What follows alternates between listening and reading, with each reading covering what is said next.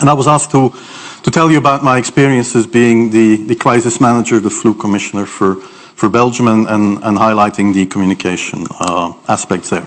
And then you have one opportunity to do it right. I mean, day one is so important. In day one, you start your communication with the press, with the people, and you have to do it right. I mean, you have to go for one voice, one message. In Belgium, they chose to appoint a non-politician to do that. I mean, I have no party affiliations, and that makes things a little bit, at that time at least, a little bit easier, because you're not attacked politically, majority, minority.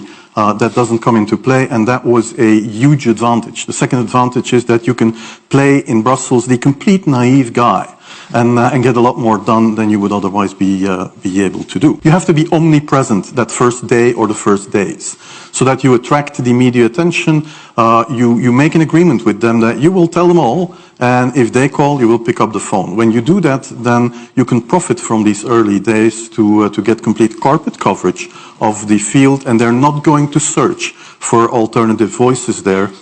And if you do that, that makes things a lot easier. And then you have to say, okay, well, we will have H1N1 deaths.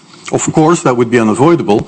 I used there Sir Donaldson's quote, where he said that in the UK, by the peak of the epidemic, 40 people would die per day at the end of the summer.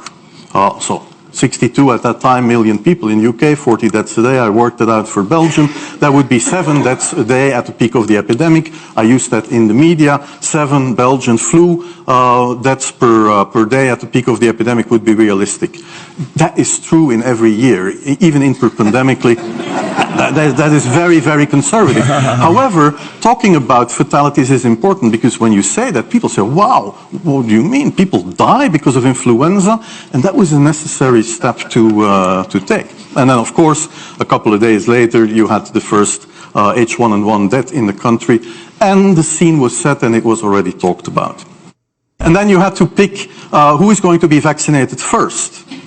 And then, well, women and children first, whatever. I mean, risk groups, they were important. And then I misused the fact that the top football soccer clubs in Belgium inappropriately and against all agreements vaccinated they made their soccer players priority people. So I said I can use that, because if the population really believes that this vaccine is so desirable that even the soccer players would be dishonest to get their vaccine, I said, okay, I can play with that. So I made a big fuss about this. This is Van Ranst is raving mad,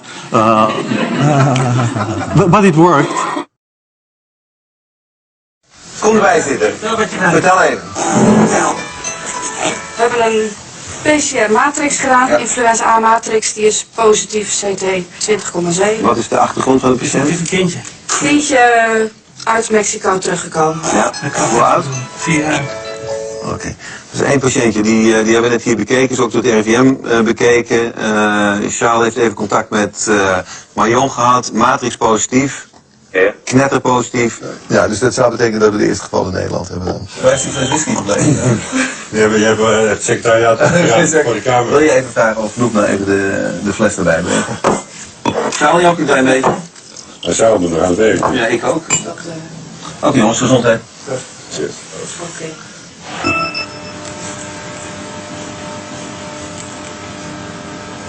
Net na 12 uur gisteravond heeft VWS een order geplaatst voor 34 miljoen doses. Succes. Hoppa.